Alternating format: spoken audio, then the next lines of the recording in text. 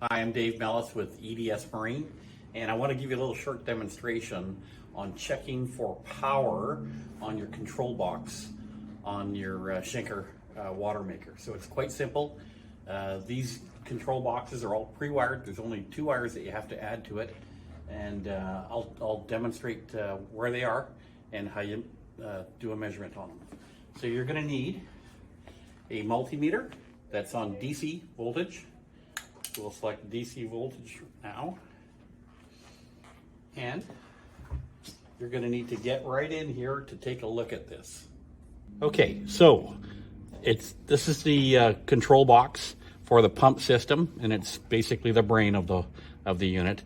There's 2 connection points. This is where your power comes in here. So you're going to go on to L1 and L2 right here for your 12 volt or 24 volt, whatever your voltage is for this unit.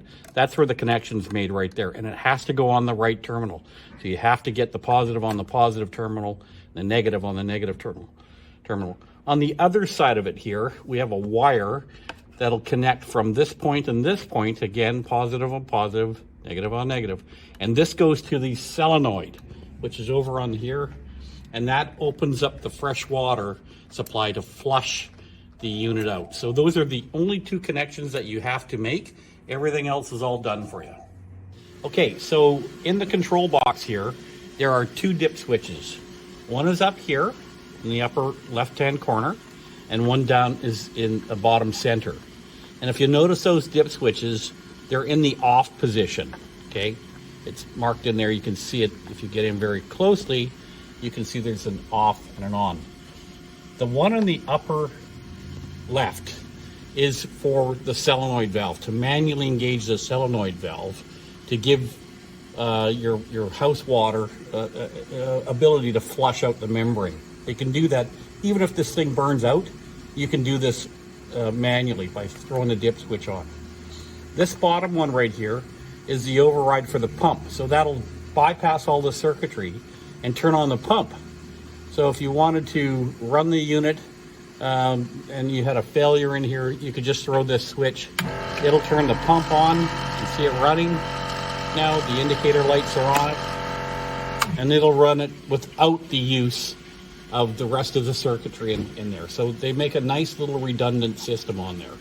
You should have, when you have power on this, I'm going to measure across these 2 terminals right here, and you should get your house voltage. In this case, we've got 13.2 volts. That's powering it up. It's AC. Across these 2 terminals right here, you should have nothing unless it is flushing. And when we push the button to flush,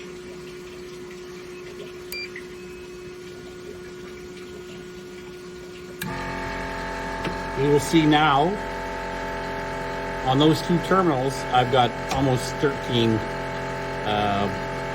volts, and that means that solenoid now is energized and it's flushing fresh water through the membrane.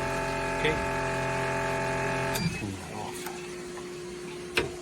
So it's pretty simple. There's like I said, there's minimal wiring going on involved here. Make certain that your terminal connections are tight and that you've got them on the right polarity, and you won't have any problems doing this unit. If you ever ran into a jam or a problem like that, you can simply use the bottom one to start the pump system up and run it. And if you wanted to flush it at the same time, you could throw the top dip switch, which will allow you to flush it with fresh water. Simple as that.